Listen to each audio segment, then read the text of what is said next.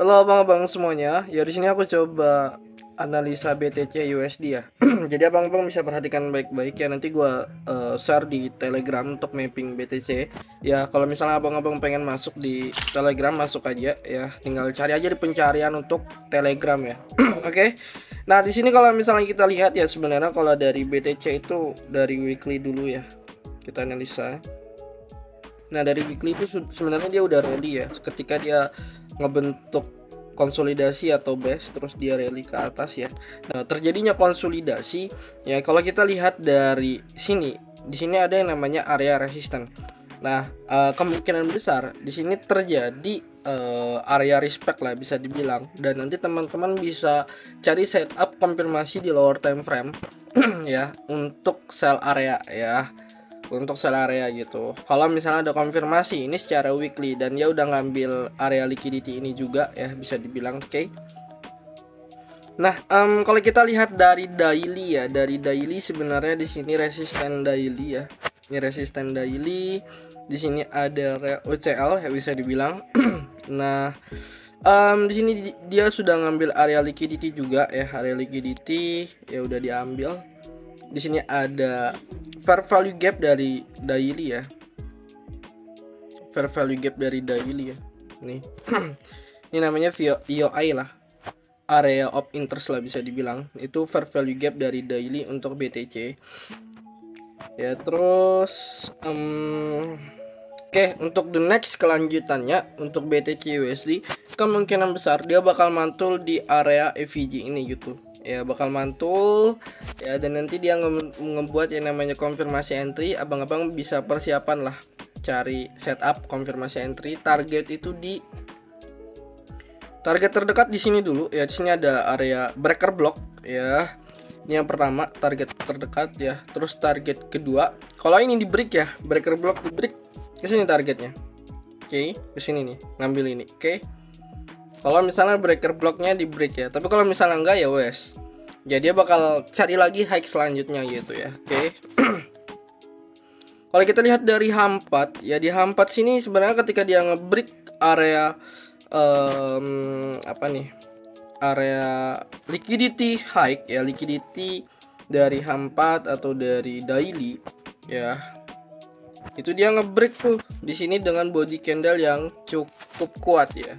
Sini ngebreak dengan body candle yang cukup kuat, impulsif lah bisa dibilang ya candlenya.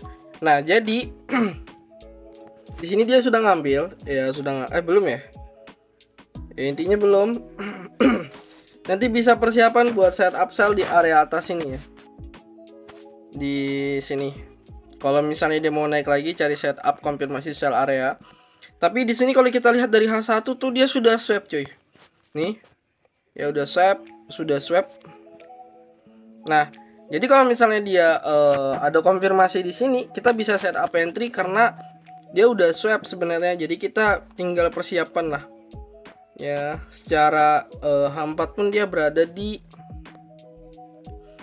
resisten gitu. Di sini ada order block juga, berada di order block sini. Ya. Jadi kita bisa persiapan juga gitu. Ya, dengan target sampai sini dulu ya, area RBS H4 ya. Sini RBS H4 persiapan. Kita buat buy lagi di sini, nanti coba cek lah konfirmasi gitu. Oke. Nanti untuk kita konfirmasi tuh cek di M30 ya. Di sini ada yang namanya persiapan buat kita konfirmasi. SOP pertama itu berada di POI ya, dia sudah berada di POI kita. Terus SOP kedua ya, di sini dia membentuk yang namanya liquidity sweep ya, jadi sudah diambil valid high-nya. Oke. Valid high. Nah, kalau misalnya entry di ini ya, di resisten H4 tuh sniper cuy. Tuh di sini. Nah, main cuy. Nah, ya kalau misalnya entry di resistennya gitu ya. Jadi kita tinggal cek tuh konfirmasi di lower time frame. Ya di sini ketika dia ngebreak ini ya dengan body candle ya, dengan body candle wajib ya. Ini akan jadi market structure shift. Oke. Nah, nanti ketika dia break dengan body candle,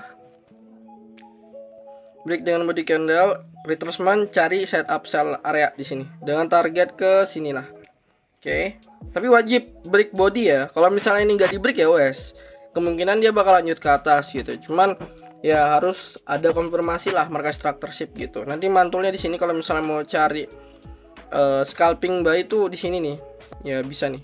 Cuman ya high risk banget lah bisa dibilang. Kenapa? Karena ya ini candle bullish liquidity void lah kalau bisa dibilang. Kalau misalnya EVG-nya terlalu panjang gitu, kemungkinan bisa terjun dulu baru dia lanjut ke atas gitu ya. Oke, nah ini area liquidity persiapan ya abang-abang semuanya. Nanti kalau misalnya ada konfirmasi kita bisa ambil setup sell area ya dengan target ke sini. Kalau misalnya nggak ada ya wes kita nunggu aja gitu. Karena apa ya, kita harus sabar aja untuk menunggu market sampai market itu menunjukkan setup kita gitu ya. Itu aja. Thank you abangku, semoga bermanfaat.